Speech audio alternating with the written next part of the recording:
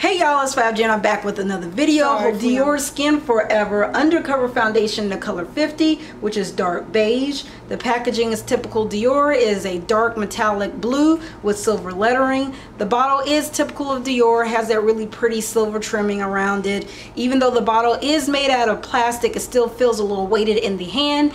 I don't like that. It does get messy. However, it's not the worst squeeze tube I've ever seen in my life. I think that goes to Laura Mercier and some of her packaging, but this is actually pretty decent. The formulation itself, as far as the foundation, is more on the thicker side, so a lot of it doesn't pour out and you don't have to shake it every time to keep it thick or to keep the consistency. The coverage is medium full to full, so if you love that full flawless beat, you will love this.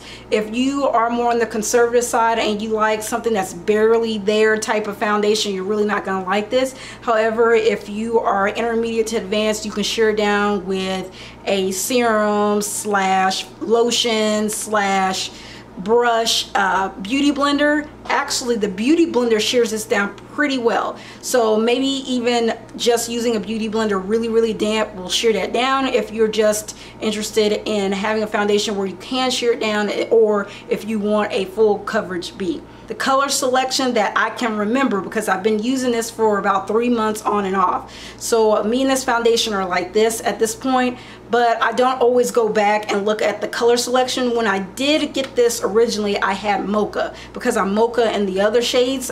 Circa 2016 2017 I was mocha.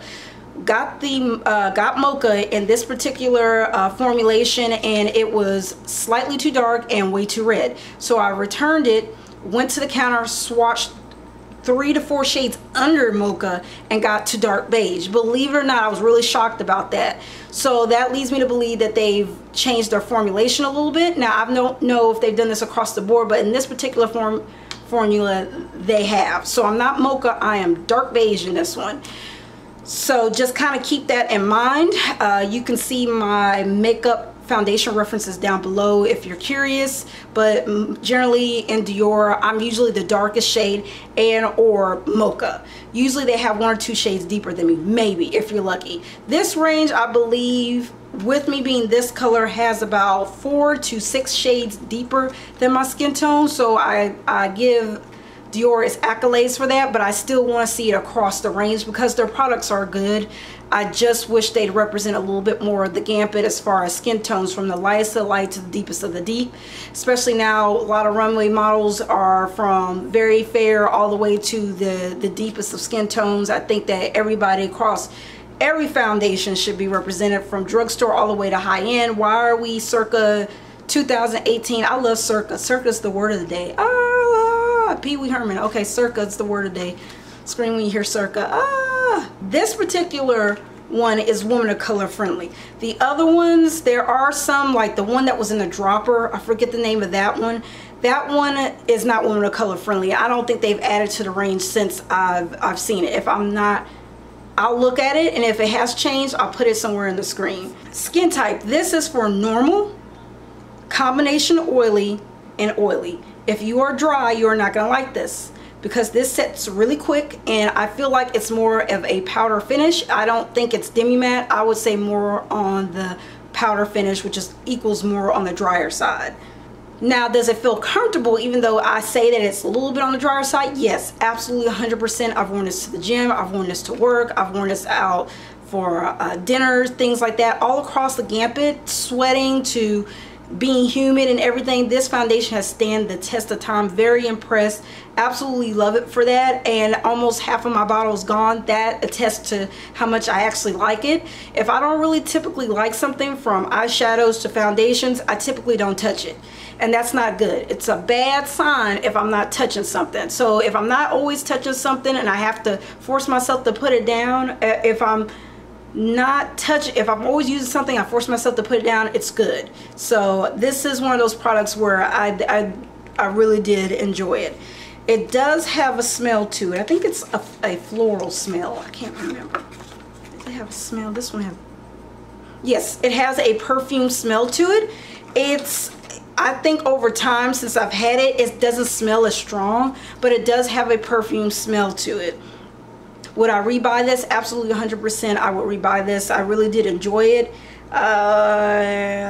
Overall, this, I have no complaints. The only thing I will say is slightly a little red. Slightly. Not by much. The shade under this was too gray looking on my skin, but this is slightly a little red, and I don't like the tube packaging on it. I just prefer a pump because I'm just a creature of habit and it keeps things a little bit more neater. Other than that, that's it. Every day, to gym, to going out to eat, to a photo shoot, to just whatever it is, you can use this as even as a concealer. Really did enjoy this. I like it a lot. I highly recommend that you get a sample of it, try it out, or if you're in the market for a full coverage high-end foundation, Dior is really reigns supreme on that. It's just that they need to really home in on their colors. Not every black person or a woman of color is red and or yellow. We are sometimes in between. Yes, we have pinks in us. Yes, we have a little bit more red, more golden, more red golden, more neutral. So those things are gonna come with feedback like this, feedback from y'all, letting them know we don't like this, all this red. So this was a lot of red in this particular collection, because I did swatch a lot of them. I swatched about 3 or 4 of them, and a lot of them were so freaking red. So not even golden, just red. So that's one of the negatives about Dior, and I would recommend that you go into the store, absolutely swatch it, get go to Sephora, get color match, test it out, see how you like it, see how it oxidizes on the skin. By the way, it didn't oxidize. It did look, when it comes out of the tube, it does look a little like red, and then it settles down to almost like it blends in with my skin. But over time, it does not oxidize, it does not fade. It stayed on my face. I absolutely loved it. I will repurchase it. My camera cut off on me. I will see you guys in the next video. Peace out. Bye.